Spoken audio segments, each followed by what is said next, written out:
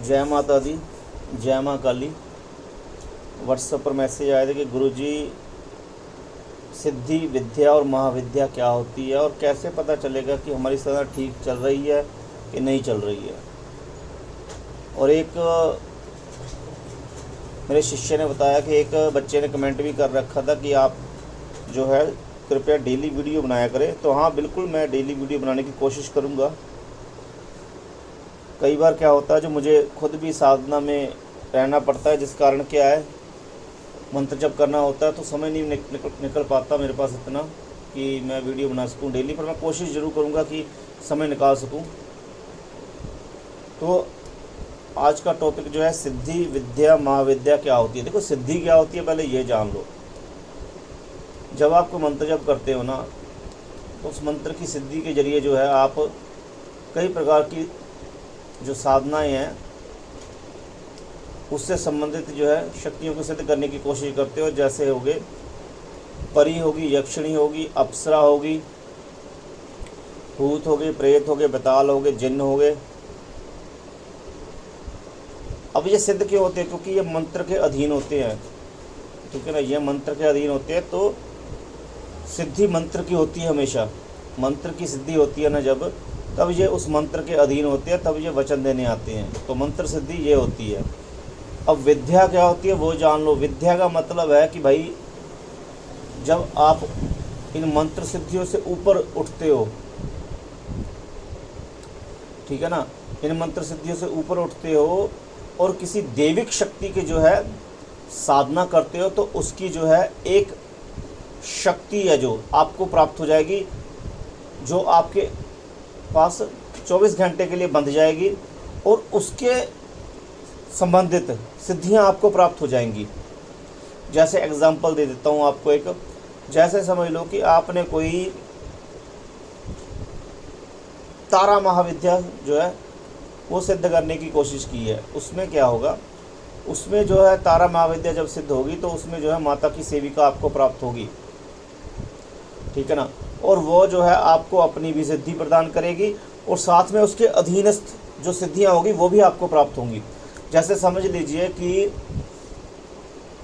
जैसे वो आपको कोई 3 सिद्धियां प्रदान करती है, जैसे भूत भविष्य वर्तमान देखने की, दूरदर्शन सिद्धि प्रदान करती है। जैसे आप कहीं भी कई 100 किलोमीटर आप दूर की बातों को देख सकते हो, सुन भी सकते हो, ठीक है ना। और एक सिद्धि ऐसी होती है जिसको कहा जाता है अप्रतिहत गति, अर्थात अप्रतिहत गति से आप कई कोसों मील दूर चले जा सकते हो। उसको कहा जाता है विद्या, अर्थात आपने विद्या एक सिद्ध कर ली है, जिस विद्या के कारण आपको सिद्धियां प्राप्त होगी हैं 3। अब महाविद्या क्या होती है ये आपको पता होना चाहिए।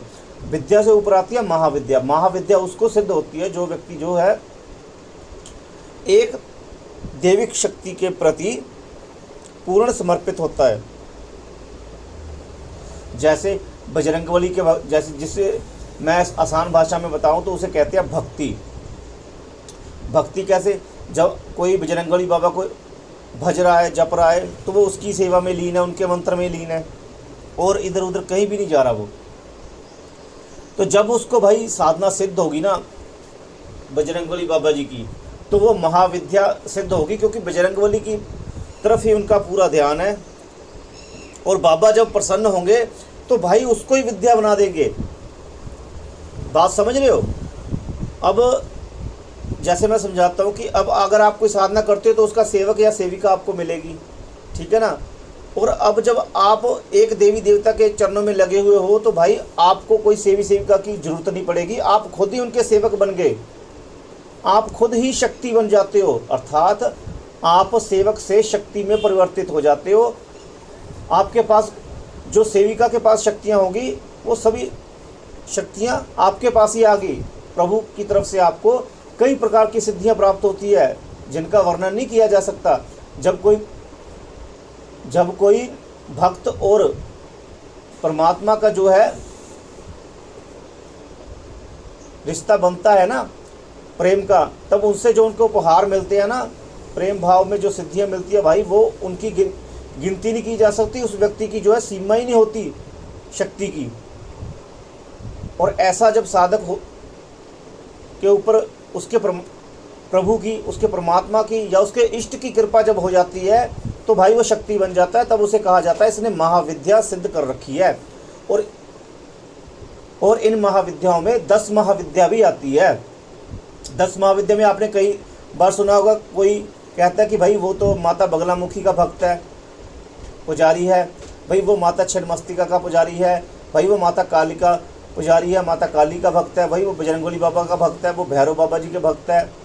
तो भाई ये महाविद्या, जब इन्हें महाविद्या कहा जाता है कि व्यक्ति जो है अपने इष्ट के प्रति पूरी तरह समर्पित भाव है, अपने इष्ट में ही पूरी तरह लीन हो गया है और उसने उसको प्राप्त कर लिया है। और ऐसे व्यक्ति के लिए किसी प्रकार की भी कोई चीज़ नहीं है जिसका सलूशन ना हो उसके पास।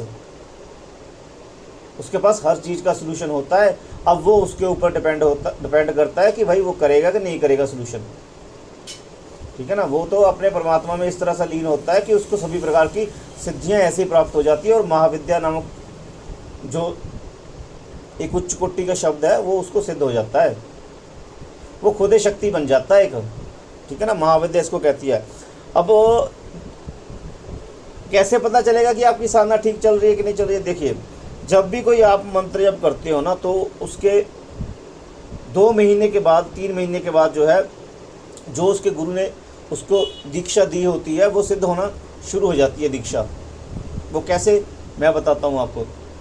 3 महीने के अंदर अंदर या 2 महीने के अंदर अंदर आपको जो है आपकी साधना या तो ठीक तरीके से चलेगी या आपको जो है लैटरिन के सपने आने शुरू हो जाएंगे। जैसे किसी ने आपके सपने में घर के पास लैटरिन कर दी, या आप लैटरिन कर रहे हो, या आप टॉयलेट में हो, या समझ लो कोई आपके घर के पास लैटरिन करके चला गया, या कोई बच्चा लैटरिन कर गया सपने में। ऐसे सपने आपको आना शुरू हो जाएंगे। और ऐसे सपने आना आपको शुरू हो गए तो समझ लीजिए कि आपके पीछे जो है पहले पिशाचनी पड़ गई है। पिशाचनी जो है आपके पीछे पड़ गई है। अब उसके बाद जो है ये पहले तो स्टार्टिंग में आएंगे, महीने में एक बार आएगा, 15 दिन बाद सपना ऐसा आएगा, या महीने में एक बार सपना ऐसा आएगा, ठीक है ना। अगर व्यक्ति बहुत साफ़ सुथरा है, अपना शरीर को पवित्र रखता है तो उसको महीने में एक बार आएगा, ठीक है ना। और अगर थोड़ा सा कम साफ़ सुथरा रखता है तो 15 दिन में एक बार, और अगर गंदा ही रहता है तो फिर भाई सप्ताह में आना शुरू हो जाएगा, ठीक है ना। और ये इस चीज़ का इंडिकेट है कि भाई आपके पीछे पिशाचनी लग गई है, ठीक है ना। उसके बाद क्या होगा? उसके बाद आपके काम बिगड़ने शुरू हो जाएंगे। सबसे पहले क्या होगा? आपको पैसे की दिक्कत आनी शुरू हो जाएगी, घर में क्लेश होना शुरू हो जाएगा, कहीं पर भी कोई भी काम बनाने जाएंगे काम नहीं बनेगा, काम धंधा जो है ठप होना शुरू हो जाएगा। दिहाड़ी लगाने जा रहे हैं तो दिहाड़ी नहीं मिलनी शुरू होगी। अगर कमा रहे हैं तो भाई इधर उधर के खर्चे बढ़ने शुरू हो जाएंगे बहुत ज़्यादा। यानी सब तरफ से आपको ऐसे लगेगा कि भाई मेरा जो है बैड लक शुरू होना शुरू हो गया है, ठीक है ना। तो ये इस चीज़ बात के सिम्टम है। और अगर आपने जल्द ही अपने गुरु से इस चीज़ का कोई सलूशन ना लिया और अपने, तो भाई आपका जो है ये शक्तियाँ बुरियाँ आपके घर में जो एंट्री करना शुरू कर देंगी और सब तरफ से कोहराम मचा देंगी, लड़ाई करानी शुरू कर देगी, बहसबाजी में ही लड़ाई करवा देगी किसी न किसी से। ये इन चीज़ों के सूचना है। और अब जब आप गुरु के पास होंगे, गुरु को बताओगे, तो गुरु को तो पता ही होता है कि इतने समय, गुरु खुद ही पूछता रहता है इतने समय बाद क्या हुआ, इतने समय बाद क्या हुआ सपने में, ठीक है ना। तो गुरु की देख रेख में करोगे तो गुरु तो अपने आप ही छुड़वा लेगा, आगे का प्रोसेस बताएगा कि भाई अब आपको ऐसे साधना करनी है। अगर नहीं होगा गुरु तो आप फंस जाओगे। अब कई कहते हैं कि गुरु जी कोई ऐसी साधना नहीं है जो जल्दी से दो। पुराने ज़माने में कैसे साधना ऐसे हो जाती थी 41 दिन में, तो उसका भी सलूशन बताता हूँ मैं। भाई देखिए, जो पिछले समय में 41 दिन में साधना करते थे ना, वो कैसे साधना करते थे और कैसे उनकी साधना सिद्ध होती थी, ये भी आप अच्छे तरीके से जान लीजिए। वो डेली व्रत रखते थे। उन्होंने डेली व्रत रखना है और एक माला जप करनी है सच्चे मन से। जो भी परमात्मा शक्ति को वो जपते हैं, वो कोई भी शक्ति हो उनकी, ठीक है ना, उनका कोई भी इष्ट हो, वो उनका व्रत रखते थे, डेली एक माला जप करते थे और 41 दिन में उनकी साधना सिद्ध हो जाती थी। क्यों? क्योंकि उनका व्रत जो है वो शक्ति में तब्दील हो जाता था। उनकी भावना जो है वो इष्ट तक पहुंच जाती थी और मंत्र जब जो वो एक माला करते थे बड़े प्यार से करते थे, इसलिए 41 दिन में साधना सिद्ध हो जाती थी। और अब कहते हैं कि गुरुजी आज के समय में भी सिद्ध हो सकती है। बिल्कुल सिद्ध हो सकती है। आजकल के समय में आप व्रत रखो, व्रत रख के अपने इष्ट की जो है, मैं कहता हूँ कि अगर जल्दी साधना सिद्ध करनी है तो 1 माला करो, अगर प्रत्यक्षीकरण की साधना करनी है तो 11 माला करो। अब कहेंगे कि प्रत्यक्षीकरण और में 11 माला और 1 माला में क्या था? देखो 1 माला करोगे ना तो आपका जो इष्ट है ना वो भाई 41 दिन में सिद्ध हो जाएगा, पक्का सिद्ध हो जाएगा। और 41 दिन के बाद भी व्रत रखना शुरू कर दोगे तो वो इष्ट जो है आपका कार्य पूर्ण रूप से सिद्ध कर देगा और आपको जो है दर्शन दे देगा और आपको सिद्धि प्राप्त हो जाएगी।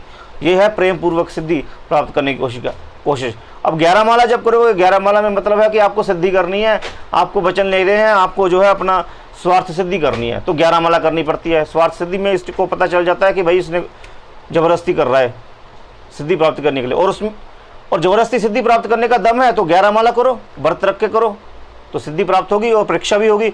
और अगर प्रेम पूर्वक साधना करोगे 1 माला व्रत रख के तो भाई इष्ट प्रसन्न भी होगा और पूर्ण सिद्धि प्रदान कर देगा और महाविद्या आपकी सिद्ध कर देगा।